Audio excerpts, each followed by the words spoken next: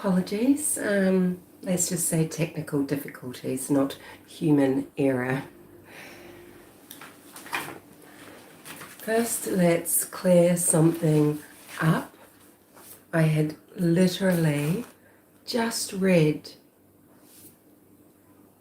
about the time frame 209 when Logan made a call out after the point that I want to talk about. And I couldn't remember because my brain was fuzzy and I was an idiot. So in my live yesterday, when talking about Ron Logan affidavit, I was saying, oh, and where did this 209 come from again? I just for some reason couldn't find it, but it's Article 22, point 22 here in the search warrant. Okay, so I was querying 209, who introduced that? Sorry. Who introduced that? And yes, it is in the search warrant, number 22, a call placed using Logan's cell phone, produced cell tower data. Again, it's tower data. This isn't satellite data. This isn't, GPS tracking like they're doing. Okay, an example of GPS tracking. Brian Koberger can follow the route that he's taken on the map, right? Okay, they have data that is satellite data. What we're talking about here is cell data. It's very clear that it is cell data.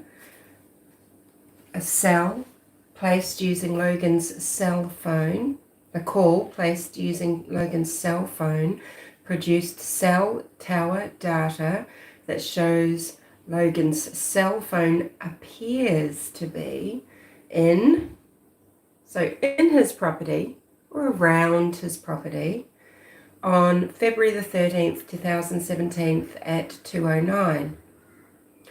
Although the exact location cannot be confirmed, the tower data shows that Logan's cell phone was in the Delphi area. Oh, the Delphi area. He lives in the jurisdiction of Delphi. In the area of the Monon High Bridge Trail. He lives in the area of the Monon High Bridge Trail. It terminates across the creek from his property. So this is word salad. This is just fuckery. This is English language fuckery, which they have stuck like mud to Ron Logan ever after, right? Because it was a means to an end. So the justice system needs to work in a different way, because that's sticking something in the minds of people who want to interpret that to suit their theories. That's bastardized now forever, okay? But that's not what I wanted to talk about, and I'm going to have, some really unpopular opinions again. And why? Well, it's to make a few points. So the points I want to talk about, there's a lot of speculation probably about who were the people that tipped in, dobbed, whatever, Ronald Logan, right? Let's remember that the bridge image was released very early, a photograph of bridge guy, okay? Was it the 15th of February? So tips are rolling in. Now, when did Ron Logan allow interviews? Well, he was interviewed a lot, wasn't he, by, is it Channel 13, WTHR? Okay, he did multiple interviews with news stations in very early days. I'd like to know in between bridge guy, image being put out there, published by police. Okay, this image that's put out by police of a person on the bridge, and Ron Logan speaking up to news crews who, of course, are curious about talking to him because these poor girls were on his land. He was someone people were very interested in getting some information from, okay, in the early days. And he acquiesced. He was happy to do so, and if you don't believe he's truly devastated, then you've got rocks in your head. Was it after these two situations, the photograph being published, Ron Logan going on news TV, which of course is shown on YouTube, etc., was it then that social media people, commenters, creators started dobbing him in, making the tip? Wouldn't you like to know? Because it's made out as if maybe some ex-girlfriends tipped him in. Okay? Is this really the case? There's good reason to think, no, it's not the case. And if you look at his search warrant, the 17th of March 2017 search warrant, written by Nicole Robertson at item 21. During her March 8, 2017 interview, Blank told law enforcement officers when she saw the photograph of the man on the bridge, she thought the police were looking for Logan because she thought the photograph was Logan. Blank did not initially realize that the photograph was that of the subject. Of the suspect. Okay, so that's very interesting, isn't it? Does a person who doesn't realize they're looking at a photograph of the suspect when they're looking at the BG photograph, is that a person who has seen the press conferences and has decided to call in and tip Logan?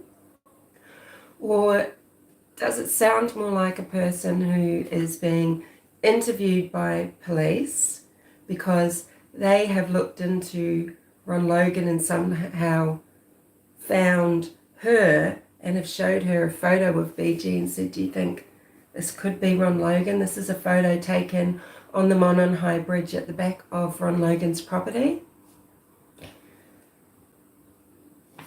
Someone who hadn't dated him for 6 years, hadn't seen him in a long while. She didn't initially realize that the photograph was that of the suspect.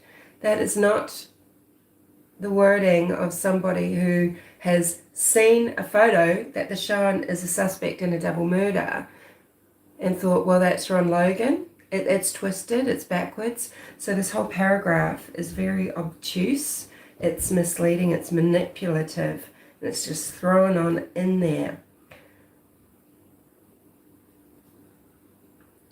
How did they find this ex? Well, who knows, because Ron Logan doesn't have a record other than his drunk driving.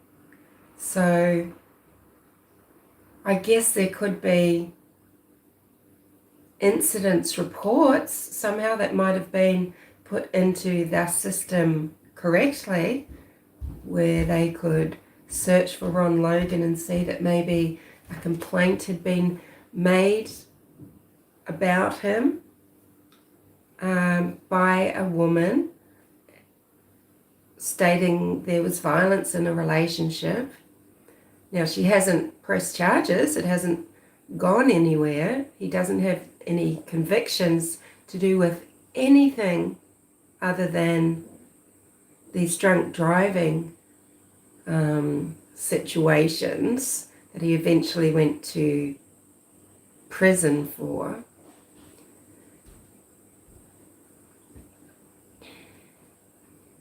You know, this is going to come across as a lot of not believing a victim and maybe women bashing and that sort of thing, okay? Well, you've got to look at things like this. When people are giving testimony about a relationship that they've had, it's information, it's not fact, it's not something for you to build a case on against a person, because it's just information that you then have to work with and decide whether it's of value factually or not. It's anecdotal.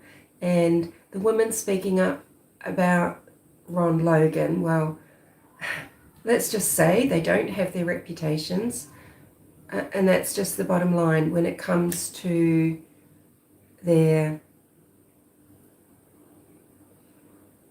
situations they were in at the time, let's say. The woman who was a younger woman than Ron Logan, she had a long relationship with him. She had a daughter from a previous relationship, who I believe was reasonably young at the time, definitely under 10. And she had an alcohol abuse problem. And okay, so just take that for what it is. It's just a statement of fact. She met Ron in a bar. He wasn't drinking. He was in a period of sobriety throughout their entire relationship. And they met in a bar. You can hear her conversation and decide for yourself. It's on YouTube. About 6 months ago, I believe it was posted, the audio. Make of it what you will, but you need to look at it with the right perspective. It's just a conversation someone's having about a past relationship where she is giving a version of things, and in a way that is very natural to a lot of human beings. You can't tell what she's being candid about and what she's being manipulative about, what she's hiding, what she's forgotten, what she's just misconceptualizing, what she doesn't understand, what she's forgotten. She was in an alcoholic fog a lot of the time. She'll admit that about some situations in the relationship and then be quite sure about others. So they met in a bar. He was drinking cola of some description. She was drinking alcohol. And they started talking and connected about horses. And she says this kind of sucked her in. And I think I can understand a little bit about how someone might perceive a person who has horses, because horses are very sensitive, and horses and humans have a relationship that isn't like any other relationship between animal and human animal. It's different to relationships with dogs, any other. And you consider a person to have some type of sensitivity and some type of emotional intelligence. Not all people will be like that, and some people will treat horses quite cruelly and connect with them because they dominate them and that sort of thing. But generally, you need to take time to raise an animal or get to know a horse. And anyway, it's a very specific relationship.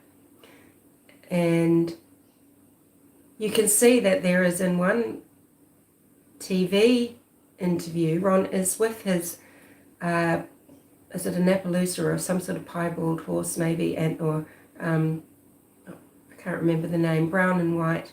and the horse is just standing there next to him. It's not bridled, it's not on any sort of lead at all, reins at all. It's there standing with him, and he's just stroking the horse. Horses don't do that if they don't want to. Now, they've begun this relationship, and yeah, it was tumultuous, and how she ends this conversation is sort of with this anecdote again that you can take with a grain of salt, but her purpose is clear. Her purpose, whether she's been led to do this or she wants to do it because she's bitter, or whether it's just something that she saw and she misunderstood or doesn't understand or whatever, the odds are more that she just doesn't know the situation, right? She says she was at an auction. I don't know if it was at a stable yard or where, but she was at an auction for horses, and Ron was there, and she says she could see that he was clearly with a young person. So she's saying this, it was a girl who's 14 or 15, and they left together. She makes it out to be this huge thing, and she doesn't know who this person is. She doesn't know anything about the situation, and also we don't know. This is unverified, so do we believe her? This is a very bitter woman who had an awful time with Ron. Now, he might have treated her poorly, but she herself admits he would sometimes get angry with her because she disrespected his home, she disrespected his property, his words. And, as far as women who were drinking heavily, abusing alcohol, I can't remember if it is this person or another woman, that is his ex, saying that, at one time he was pulling her out of the car. Do you know what people do when they see drunk people taking car keys and saying, "I'm leaving"? They might try to stop them from driving. Hey, they're drunk drivers themselves, right? This is the sort of sad irony about everything. My point here is this is a testimony, sure, it's it can all be dismantled in a court of law, okay? Apart from the fact that they knew each other and she lived there at times. Another woman, and it may have been this one, was there on the weekends, and again, she was drinking, and I believe he was in a period of sobriety. Who knows, why he started drinking again, but, probably a lot of loneliness and isolation, and he just kept, reverting back to something that he knew was damaging, and sadly, he endangered citizens in the town. I believe he actually was born, then was down south further, and has come back for the last decades of his life. And, he's endangered people in his own county because he has been driving drunk. This is why he ended up in prison at the end of his life. Imagine being in your late 70s, 80s, and being in prison for something like that, and then having to come out, and on top of everything, dealing with social media bullshit.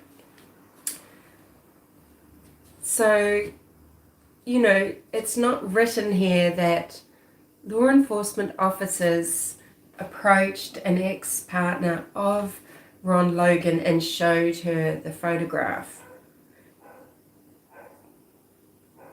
But it's very strange how they've still added in the sentence that she didn't initially realize the photograph was of the Delphi murder suspect.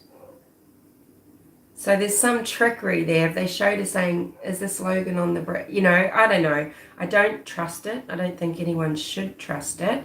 But unfortunately, when the FBI and other law enforcement agencies put things into black and white, this is something that sticks like mud to somebody's reputation, and it will stay with them for the rest of their lives. So, okay, sure, it's all serving a purpose. They needed to get back into his home. Even though they'd been there on the 8th of March, they didn't find what they were looking for. Maybe because of the calls coming in from people out here in YouTube land, they thought they had to go back, right? Because they've got to follow all these tips. It's Ron Logan, it's Ron Logan. And it's just people that don't know him from a bar of soap and they've seen him on the telly. There's Ron Logan. I mean, honest to God. So, yeah, it would be interesting to know out of the 15 tips. But again, that's not specified. They haven't had to do that. They haven't quantified. They haven't justified. They haven't justified those tips. They had to the judge saying, and we believe that these satisfy a criteria whereby a search warrant is just. They haven't said that, a large percentage of these tips have come from people that have stated that they know Ron Logan personally, they have cause for alarm, and they believe he could be the person that has been captured in the image on the bridge, right? So, anyway.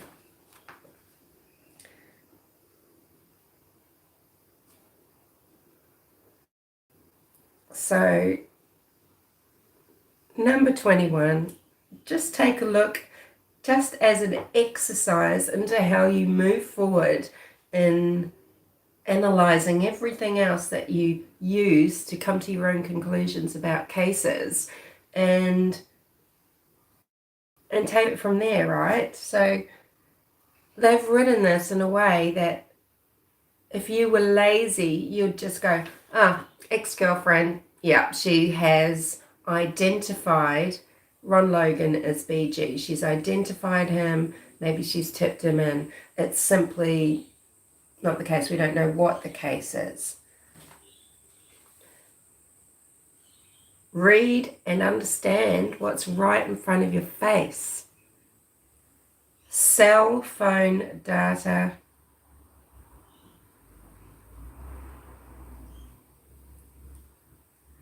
cell towers, etc. A cell tower, there is one tower behind Ron Logan's house, and that's it. Anyway, no one's chatting. I've said all I want to say. If you don't have anything to say, I'll see you later. I've got to get going anyway.